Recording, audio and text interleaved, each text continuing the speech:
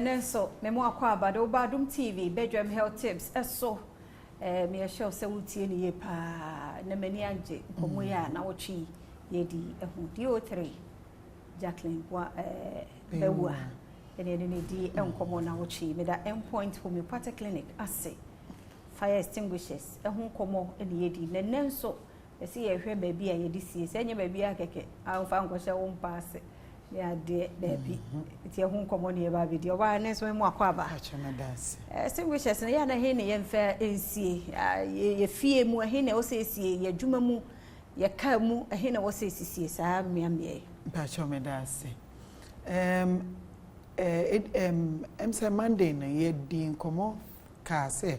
extinguisher enye for nkwala nkwala de omo nsaka extinguishers na mistaken ne omo twe pin na safety pin na kakra pia uyisu a enye adwuma enti yemfie mu no esese ye de extinguishers na esi biaya ye betimi anya access to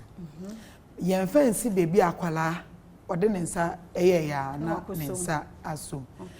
enka ye benya anka ekwan wo fie anka ye be hange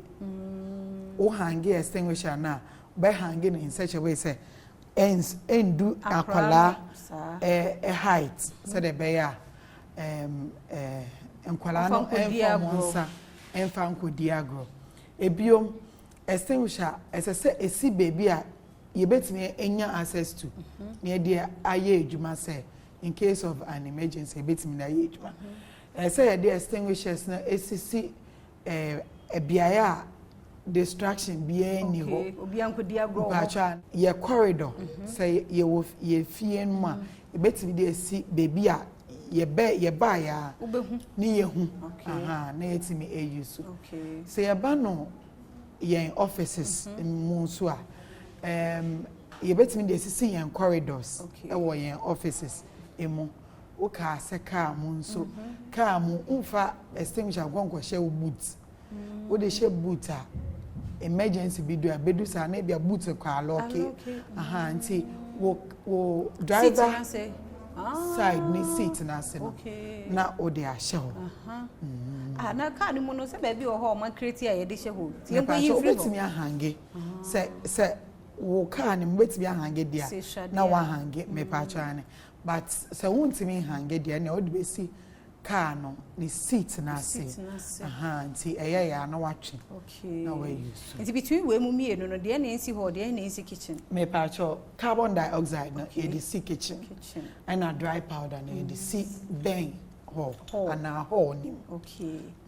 nti office de omu hia si o me pa cho ni mienu nyina yesu ni me who say offices bi o ho a ye wo kitchen nti office na say kitchen o ho a e be yesu carbon dioxide no enti wono kra na kitchen de ya CO2 na wo kan wo kitchen na wo kan ye se bia eja na hye awie ni ebedi aduane no enti se ye ni aduane no kra etumi yusu we wo kitchen because we say wo stress so be so odidi na ye eja hye ye ni ambre wo se aduane no enti anu nti pa na wo se CO2 no e ya available ene ne nso ye mfa wonsi ha kyena nyam de Adom a ye de bewie